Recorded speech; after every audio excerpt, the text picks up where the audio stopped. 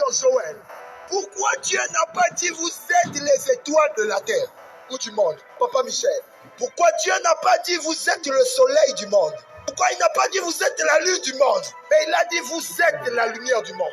Parce que, écoute-moi, les hommes de ce monde, certains se représentent comme étant les fils du soleil. Tous ceux qui étaient des pharaons de l'époque étaient considérés comme des fils du soleil. D'ailleurs, même Baal était représenté comme le soleil. Vous connaissez qu'il y a deux grandes divinités qui ont régné sur la surface de la terre et dans l'histoire de l'humanité. Parmi ces grandes divinités, il y a celle qu'on appelle par Astarté, qui est le dieu de la lune. On l'appelait aussi Sémiramis. Il y a aussi celui qu'on appelle par Baal, qui est le dieu du soleil. L'histoire de la tour de Babel, c'est l'histoire de deux divinités, de la mère et de l'enfant. Ces deux divinités ont commencé à circuler dans plusieurs générations sous d'autres identités. Parce qu'il y a eu à Babel la dispersion de l'homme. C'était le culte du dieu du soleil et le culte du dieu de la lune. La mère, c'était la lune.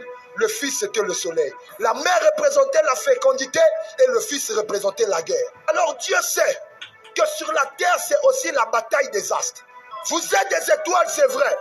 Mais il existe un niveau où je ne dois pas vous mesurer au même niveau et au même stade que les astres, les astrales de ce monde. Il faut que le monde sache que votre cas est différent. Vous ne fonctionnez pas dans la dimension des astres, mais dans la dimension de la lumière. Je vais t'expliquer.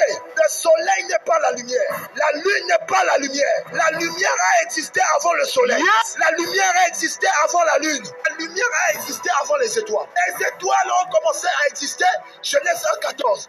Ces deux luminaires, ces deux grands luminaires et les étoiles ont été créés pourquoi? Éclairer la terre. Pour éclairer la terre. Pour marquer les époques. Marquer les époques. Les jours et les années. Les jours et les années. Donc dans le verset 1-2. Au commencement, Dieu créa les cieux et la terre. Dieu créa les cieux et la terre. La terre était informe et vide. La terre était informe et vide. Il y avait des ténèbres à la surface de la ville. Il y avait les ténèbres dans la surface de la ville. Et l'Esprit de Dieu se mouvait au-dessus des eaux. Et l'Esprit de Dieu se mouvait au-dessus des eaux. Je dis, Dieu dit que la lumière soit. Que la lumière soit. Et la lumière fut. Donc la lumière a existé avant que le soleil n'existe. La lumière a existé avant que la lune existe. La lumière a existé avant que les étoiles existent. La lumière est plus puissante et plus grande que le soleil. La lumière est plus puissante et plus grande que la lune. La lumière est plus puissante et plus grande que les étoiles. La lune, le soleil, les étoiles sont périssables, sont destructibles. Tous ceux qui ont fait la science vont vous dire qu'il existe des types d'étoiles qu'on appelle par des étoiles mortes. Parce que même les étoiles peuvent être détruites, détériorées. Mais la lumière, on ne la détruit pas. Même quand tu essayes de la détruire, c'est impossible. C'est à cause de ça, tu verras qu'à la croix, ils ont essayé de détruire la véritable lumière. Mais elle a fini par refaire surface. Quand on dit que Dieu dit que la lumière soit, et la lumière fut, Dieu ne parle pas d'abord d'une lumière comme ça. Quand on dit que la lumière soit, c'était l'apparition de Christ dans le monde. C'est à cause de ça que dans Colossiens on dit tout a été créé en lui et par lui. Dans Jean chapitre 1 qu'on vient de lire, on a dit quoi? Que tout ce qui existe sur la terre a été créé par quoi? Par la lumière. Dieu a dit que la lumière soit. C'est Christ qui venait dans le monde. Mais il ne s'était pas encore manifesté corporellement.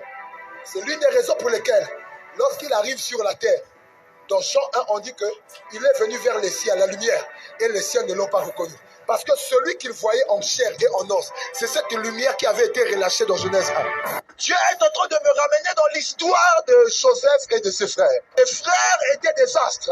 Souvenez-vous que lorsque